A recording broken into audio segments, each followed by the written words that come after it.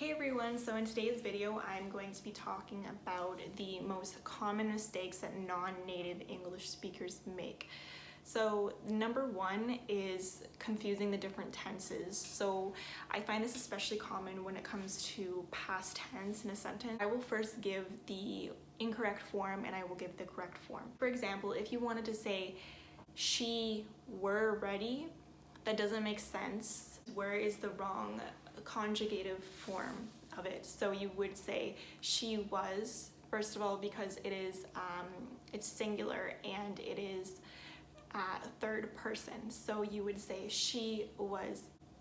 So the second most common mistake I hear is the confusion of ending ly at the end of a word. So for example, if you want to say he feels badly, he feels bad, right? I find that this is a very commonly confused one, and even sometimes I know that I get it confused myself.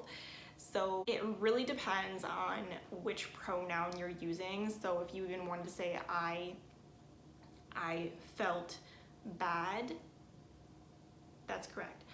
I feel badly, that's also correct. It depends on the subject that you're trying to describe. It's very specific, but that's something that I hear most common as well. So number three is getting confused about adding the S at the end of a word.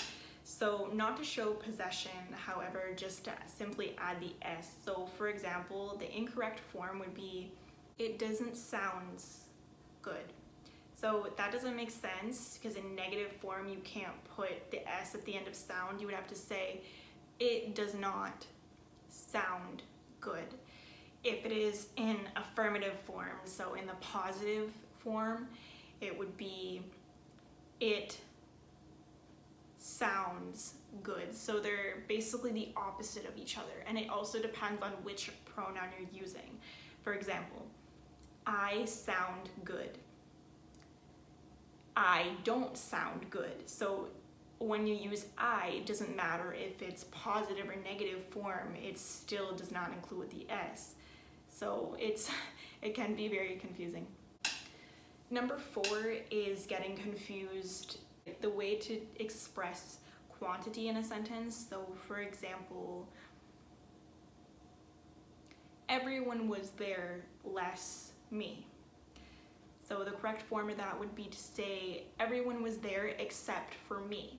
Number five, this is something that I find specifically Brazilian speakers make this mistake because they don't have this TH sound in their language. So when they're trying to pronounce TH, it comes out as usually TI, or it comes like something else. So for example, to say think, TH, it usually comes out and sounds something like this, think instead, or even thought, top, right? And it's missing that H sound in there. So that sounds like H is the culprit there.